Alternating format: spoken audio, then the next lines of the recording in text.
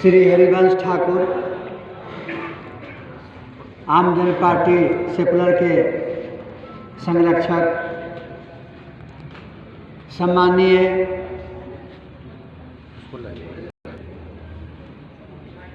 महासचिव श्री कमल किशोर सिंह, सम्माननीय प्रदेश अध्यक्ष अभिषेक जी, सम्माननीय डॉक्टर प्रोफेसर सत्येंद्र कुमार सिंह, सम्माननीय अजीत जी, सम्माननीय रामानंद बाबू, सम्माननीय प्रोफेसर उमेश जी, सम्माननीय रविंदर भाई,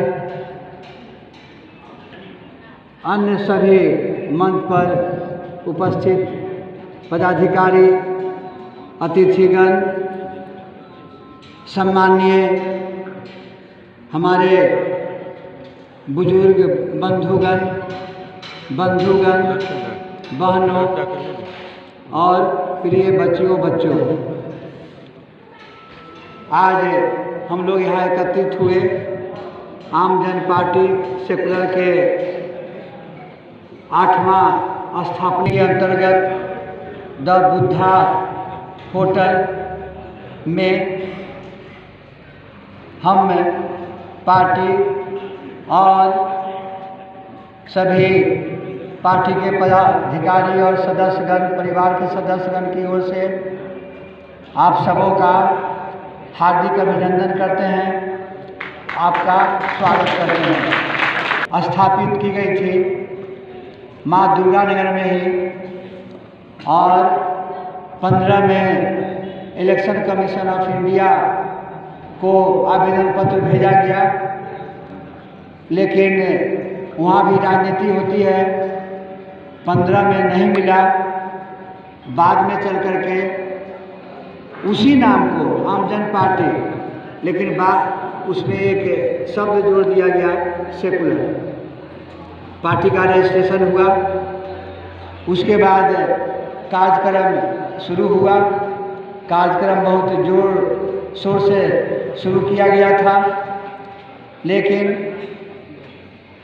20 और 21 2 वर्ष कोरोना काल और साथ 20 में 15 जनवरी को मेरा सेकंड बाईपास सर्जरी हुआ। उसके कारण 2 साल बहुत धीमी गति से चला। वो 2 बरस अच्छा काम हुआ ही नहीं। आज हम सब यहाँ इकट्ठित हैं इस शुभ अवसर पर। पहली बात या मैं आपसे निवेदन ये कर रहा हूँ कि आप मन को बिल्कुल फ्री और शांत कर लें।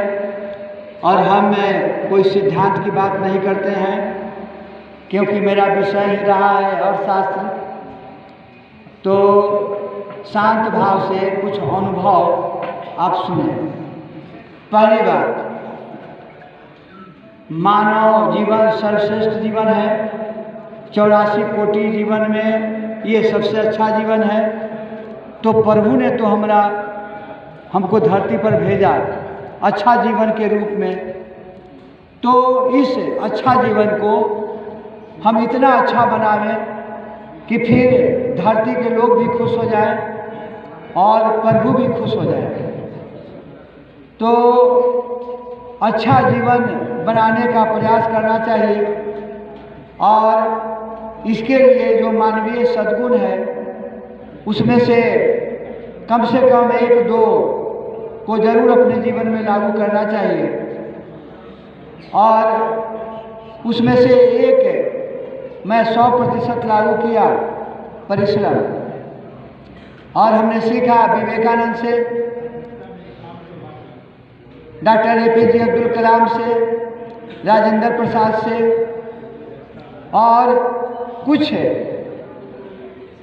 अन्य लोगों से भी, जो अपने जीवन को बहुत नीचे से ऊपर उठा कर ले गए। तो परिश्रम के बारे में डॉक्टर APJ अब्दुल कलाम का कहना है कि परिश्रम करो, परिश्रम हद से भी ज़्यादा करो। अगर हमारे पास शक्ति 80% का है तो हम 100% परिश्रम करें। तो ये मैं बचपन से प्राप्त किया। दूसरी बात,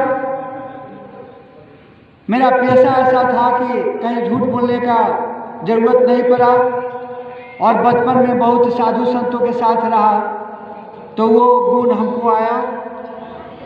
और जो बहुत सारे आजकल के जो अवगुण हैं उसे मैं दूर रहा करता हूँ। अब एक बात मैं बता दूँ, पार्टी बनी क्यों और कैसे। पार्टी बनने का जो आधार था कि बहुत सारे लोग जो कभी भाजपा को जिताया उन लोग अपमानित हुए, और उन लोगों की लगातार कई बैठक के बाद जो है ये पार्टी बनी।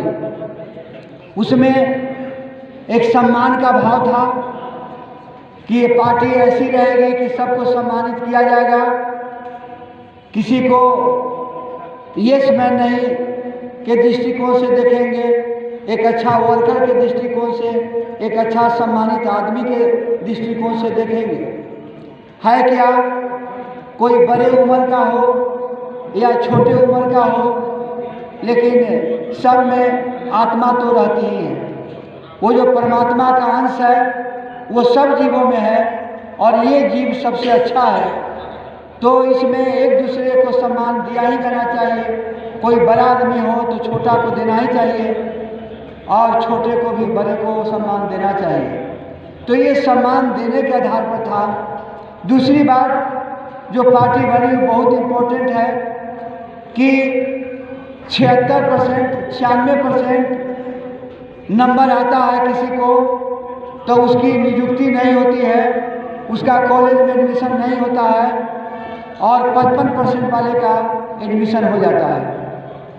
तो यहाँ पर एक बात उभर कर आई कि रियली अकॉर्डिंग टू इकोनॉमिक्स अगर देखिए तो विश्व में दो ही जात है, दो ही वर्ग है, दो ही धर्म है। वह है एक गरीब और दूसरा अमीर, तीसरा कोई नहीं है। अमीरों की दोस्ती अमीरों से होती है, गरीबों की दोस्ती गरीबों से होती है। तो ये भेदभाव समाज के अंदर जो होता है वो बहुत सारी समस्याओं को, आर्थिक, सामाजिक, धार्मिक बहुत समस्याओं को जन्म देता है। तो इस दृष्टिकोण से ये तय हुआ कि आरक्षण केवल गरीबों को ही मिलना चाहिए, वह कोई जात हो, लेकिन केवल गरीबों को मिलना चाहिए। अगर अनुसूचित जाति है, अगर वो IAS है, वो बड़ा है, तो उसके और पदाधिकारी और उसके परिवार के सदस्यों को नहीं मिलना चाहिए। पहले जो न्यूनतम आवश्यकता की पूर्ति जो आबादी नहीं करती है, जो भोजन वस्त्र आवास जिसके पास नहीं है, उसको दान के रूप में न दिया जा करके उसमें इतना गुण भर दिया जाए कि वो खुद प्राप्त कर ले। फॉर एग्जाम्पल, आज जो अन्न की सहायता दी जाती है गरीबों को, लेकिन गरीबों को क्वालिटी नहीं दिया जाता है, क्वालिटी उसको शिक्षा नहीं दी जाती है, उसको संपन्न नहीं बनाया जाता है। अगर संपन्न बनेगा तो वो खुद आमदनी इतना करेगा कि उसको अन्न की सहायता की जरूरत नहीं पड़ेगी। लेकिन ये भारत में जो आज़ादी से आज जो अमृत महोत्सव मनाया जा रहा है, सच्चाई ये है कि जब हम इंडियन इकोनॉमिक्स पढ़ते थे और पढ़ाते थे तो एक बात दिखाई पड़ती थी कि योजना जो लागू किया जाता था, योजना के अंत में समीक्षा नहीं होती थी, और कोई भी योजना के अंत में समीक्षा नहीं होती है।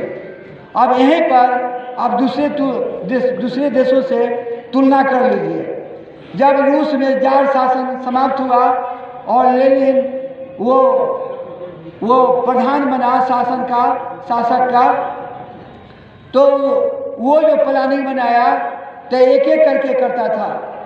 जैसे वो अन्न के उत्पादन के मामले में तो वो वर्ल्ड कम्युनिज्म शुरू किया, उसके बाद न्यू इकोनॉमिक पॉलिसी शुरू किया, उसके बाद जो है वो फर्स्ट सेकंड ऐसे करके 20वीं पंचवर्षीय योजना भी शुरू किया। तो जो योजना वो लागू करता था, जैसे इलेक्ट्रिफिकेशन, तो वो 5 साल में पूरा कर लिया। अन्न का उत्पादन, तो किस प्रकार का अन्न का उत्पादन होगा, तो वो डिसीजन दिया और वो प्राप्त कर लिया। रूस जो भी योजना लागू करता है वो प्राप्त कर लेता है, जापान जो भी करता है प्राप्त कर लेता है, चीन जो भी करता है प्राप्त कर लेता है। योजना भारत से बाद में चीन में लागू हुआ, भारत में पहले लागू हुआ, लेकिन भारत में जो योजना लागू की जाती है वो सफल नहीं होती है। दूसरी बात, जो योजना लागू की जाती है वो 1, 2, 3, 4, 5 नहीं, वो 10, 15 लागू की जाती है। कृषि को बढ़ाएंगे, उद्योग को बढ़ाएंगे, शिक्षा को बढ़ाएंगे, रोजगार देंगे, सिंचाई का जरूरत करेंगे। वो इतना इतना वो मिशन रख लेता है कि कोई लक्ष्य की प्राप्ति नहीं होती है। ये डिफेक्टिव है भारतीय योजना का। और दूसरी बात कि भारत की योजना जो पूरा होना चाहिए वो 100% कोई योजना पूरा नहीं होता है, वो 50% से ज़्यादा नहीं होता है। मैं आपको आंकड़ा दे सकता हूँ लेकिन अभी नहीं दूंगा, कभी आप प्राइवेट में बुलाइए तो मैं आपको आंकड़ा दूंगा।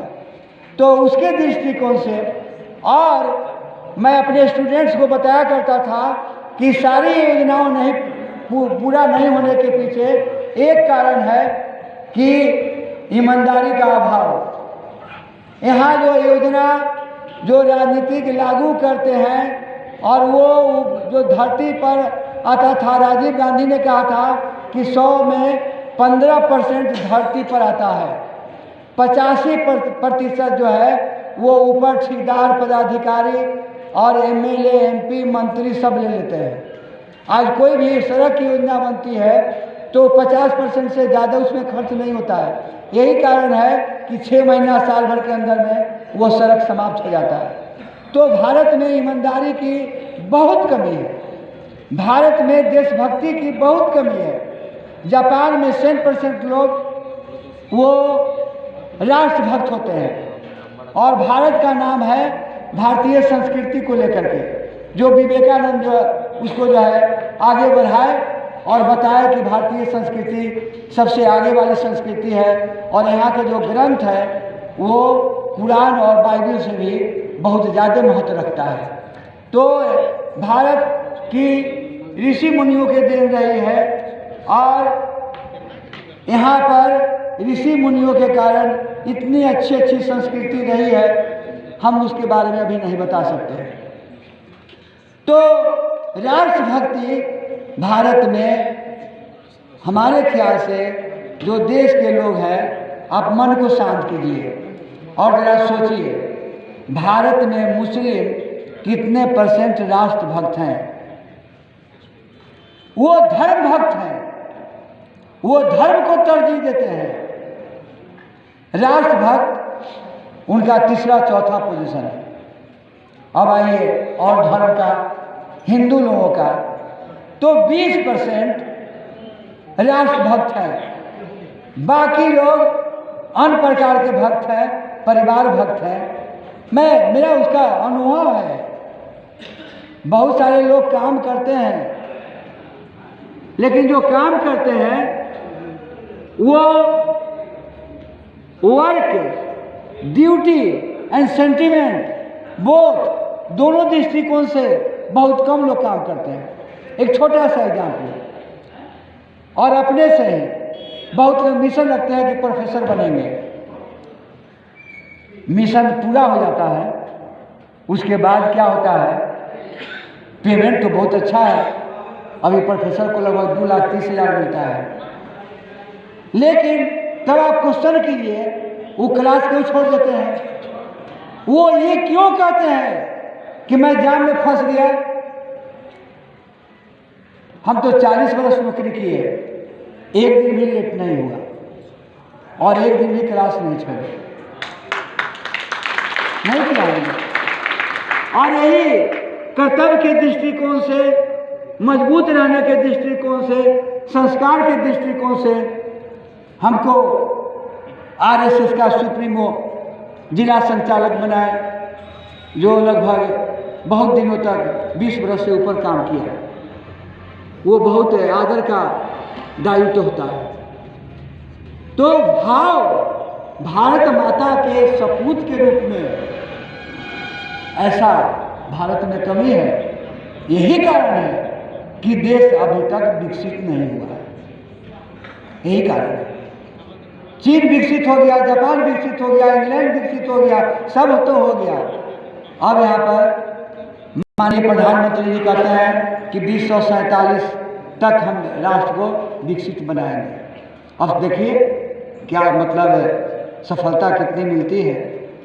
तो भारत में जरूरत है ऐसी पार्टी जो झूठ ना बोले। आज के नेता 90% झूठ बोलते हैं। हम सभी पार्टी के सदस्यों से कहते हैं आप झूठ नहीं बोलिए। आप पर लोग कॉन्फिडेंस क्यों करेंगे, आप पर लोग विश्वास क्यों करेंगे? तब करेंगे जब अपना कैरेक्टर, आप चरित्र आप मजबूत रखिए और झूठ नहीं बोलिए। अगर झूठ बोलिएगा तो लोग आप पर विश्वास नहीं करेंगे। दूसरी बात, आप कर्तव्यनिष्ठ रहिए। तीसरी बात, आप सामाजिक बनिए। एक व्यक्ति धार्मिक बनता है, जो सिद्ध पुरुष होता है, भगवान को पा भी लेता है। लेकिन एक व्यक्ति जो धार्मिक होता है वो भगवान को पा लेता है। लेकिन एक व्यक्ति जो सामाजिक होता है वो धरती के समाज का विजेता हो जाता है, वो धर्म से भी ज़्यादा बलवान हो जाता है। और आज आप देख रहे हैं समाज का बलवान, और हम एक अच्छी नज़र से देखते हैं कर्पूरी ठाकुर को। और जो पुराने नेता रहे हैं वो सब अच्छे रहे हैं। आज के नेता का आप नज़र उठाकर देख लीजिए, अक्सर फेसबुक पर देता रहता है कि वो बोलेरो, स्कॉर्पियो और वो फॉर्च्यूनर और हवाई जहाज खरीदने के लिए वो मंत्री बनते हैं, संतरी बनते हैं और आगे बढ़ते हैं। तो जो समाज में नेताओं में जो खामी है, अगर वही खामी मुझ में रह जाए तो फिर पार्टी बनाने से तो कोई फायदा नहीं है। तो जो नेताओं में खामी है वो आम जनता पार्टी में नहीं होना चाहिए, नहीं होगा। और ये लोग हाथ उठाकर जितने पदाधिकारी हैं ये जनता को आश्वासन दे कि इस पार्टी में जो है गड़बड़ नहीं होगा किसी प्रकार का। आपका विश्वास आपको रहना चाहिए। और जब तक मैं नहीं रहूँगा तो किसी प्रकार की गड़बड़ी की कोई संभावना नहीं है। हम इन लोगों को साथ लेके चलेंगे, कोई गड़बड़ी नहीं होगी।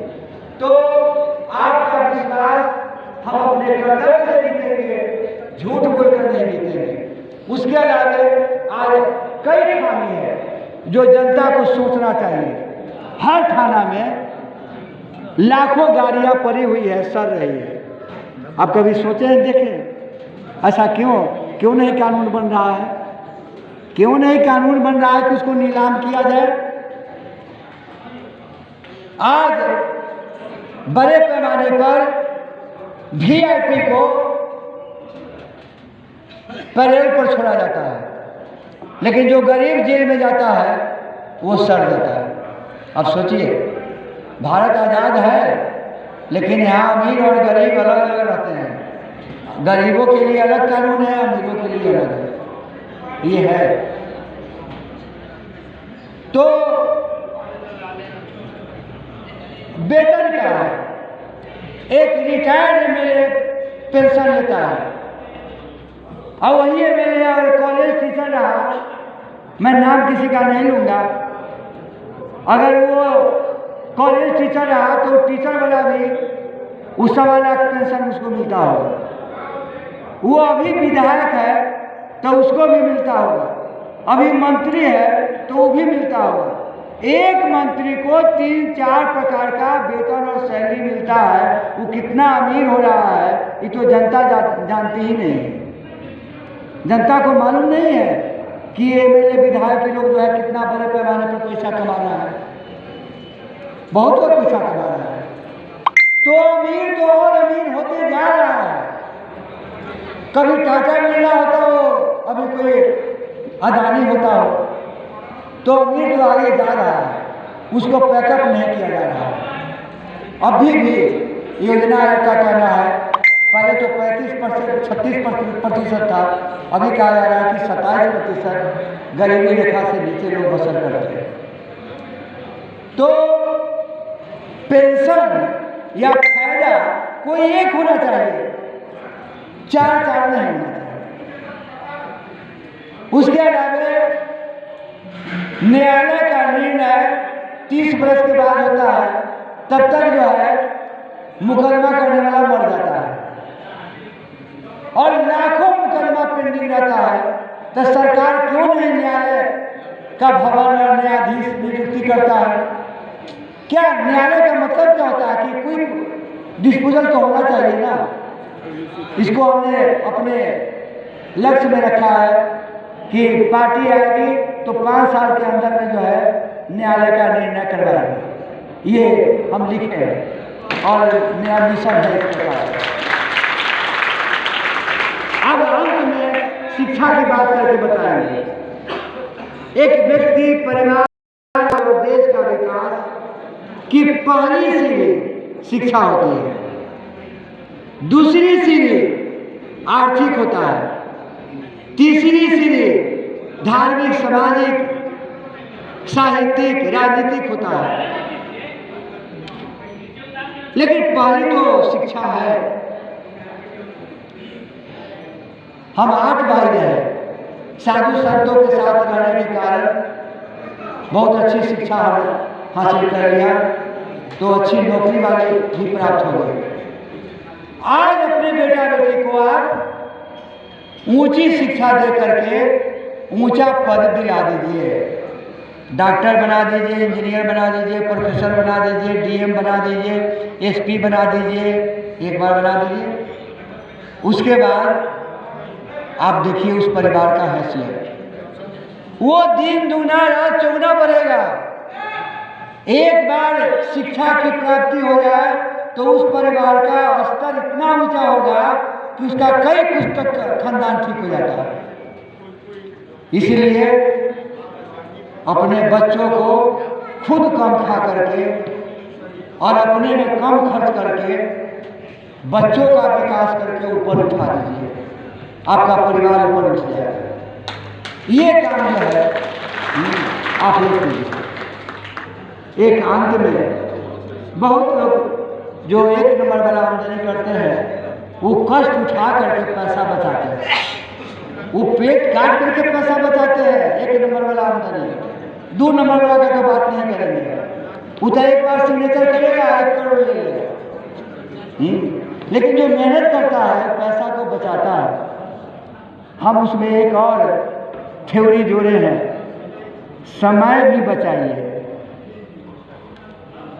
पैसा तो बचाना ही है, 24 घंटा में आप अधिकतम समय परिश्रम कीजिए और परिश्रम करके पैसा कमाइए, इन्वेस्ट कीजिए और फिर आगे आप प्रोडक्शन कीजिए, फिर इनकम बढ़ाइए। समय 24 घंटा में आम लोग तो ऐसे बर्बाद करते हैं जैसे उनको ब्रह्मा जी भेजे हैं, तुम घूमते रहो, तुम्हारे लिए कोई काम नहीं है। ऐसा बहुत लोग को दिखाई पड़ता है। मतलब गप शुरू करता है तो वो गप छोड़ता ही नहीं है। तो बहुत लोग गप करने के लिए, बहुत लोग मेला घूमने के लिए, बर्थडे मनाने के लिए, फंक्शन करने के लिए, भोज खाने के लिए,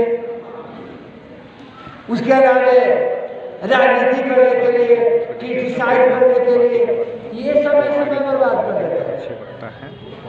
हम अपने पार्टी के परिवार के सदस्यों को आप अपना आगे बढ़ाइए, लोग बोलेगा वो क्या बोलेगा तो और दूसरे की आलोचना नहीं कीजिए।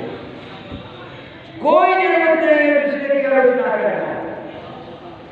अगर हम पार्टी सद्गुणों के आधार पर बढ़ाएंगे तो आज कम औकात की है, लेकिन सद्गुणों के आधार पर बढ़ाएंगे तो एक दिन जनता का दिल जीत लेंगे और ये सबसे अच्छी पार्टी बनेगी, सबसे अच्छी पार्टी।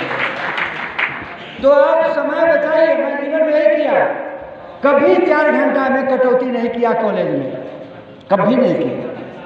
और 15 मिनट पहले जाया करते थे, लेकिन कॉलेज से निकलते तो महीना में 10 दिन खाना छोड़ देते, कभी पतारेश्वर मंदिर में जाते, कभी संघ में जाते, कभी किरण मंडल में जाते, कभी महाजग में जाते। लगभग 2 दर्जन से ऊपर डायरेक्ट महाजग में भागीदारी रही है वैशाली जिला में। एकदम मिनट टू मिनट का प्रोग्राम मेरा रहता है। आज भी मौका फुर्सत नहीं मिलती है, इतना काम करते हैं और एकदम चेन सिस्टम वर्क होता है, बीच में कहाँ गप करने की गुंजाइश है। आप 8 घंटा अपने परिवार के लिए काम कीजिए, लेकिन 2 घंटा आप भारत माता के लिए काम कीजिए, भारत माता पर बसने वाले लोगों के लिए काम कीजिए।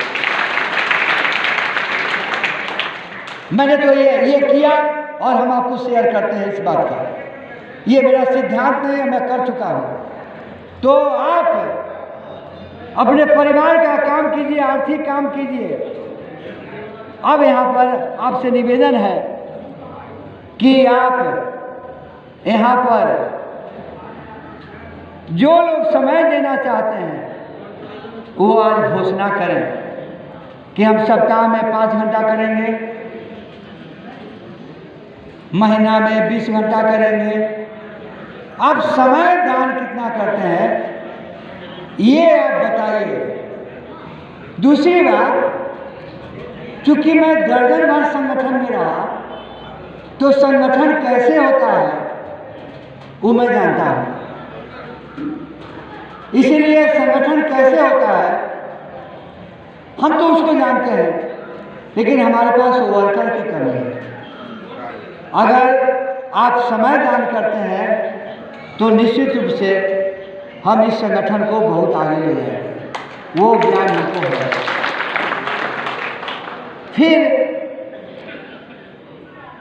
अंत में मेरा जो रूटीन है, एक बार मैंने कहा था कि सुबह में 10 बजे तक हम मोबाइल पर समय नहीं देंगे, तो संरक्षक महोदय बोले कि ऐसा नहीं होना चाहिए, आप अपने को और ओपन कीजिए, क्योंकि कोई अगर 10 बजे 9 बजे बात करना चाहेगा तो आप मोबाइल ऑफ कीजिएगा, तो ये ठीक नहीं है। तो मोबाइल में मात्र 2 घंटा नहीं उठाते हैं या कम उपयोग करते हैं, 7 से 9 उस समय मंदिर पर रहते हैं और स्कूल के प्रार्थना सभा में रहते हैं जहाँ स्टूडेंट्स को कुछ समझाते हैं। बाकी आप हमको घर पर बुला लीजिए ना, बहुत ज़्यादा खर्च हम नहीं देते हैं, नमकीन खाएंगे और बिना चीनी वाला चाय पिएंगे। आप हमको घर पर बुलाइए, हमारे घर पर आइए, हम शाम को खाली रहते हैं और आप हमारा उपयोग कीजिए। अगर राष्ट्रीय अध्यक्ष का दायित्व है तो हमको वो दायित्व समझ में बात आती है कि हमको कितना काम करना चाहिए, कितना खर्च करना चाहिए, कहाँ जाना चाहिए, वो सब हमको ध्यान में है। और आपके स्नेह और प्यार की आवश्यकता है, आपके सहयोग की आवश्यकता है, भारत माता को विकसित बनाने की आवश्यकता है। और जो समाज में खामी है, जो नेता बहुत बोलते हैं, अजय जी हम एक टीचर हैं तो कम बोलिए, तो नेताओं में जो खामी है आप जनता को जागरूक बनाइए। जो गुड कैरेक्टर का है उसका सिलेक्शन हो, जो बैड कैरेक्टर का हो उसको आप रिजेक्ट कीजिए और रिजेक्ट करवाइए, समाज में जाकर के करें। बैठ कर तरफ नहीं चलेगा। अब कंपटीशन का दौर आएगा, जो अच्छा प्रतिनिधि होगा उसको आगे बढ़ाइए। अगर हम अच्छा हैं तो हमको आगे बढ़ाइए, अगर हम खराब हैं तो हमको छोड़ दीजिए। बहुत बहुत धन्यवाद। और इसी के साथ एक बार भारत माता की धन्यवाद।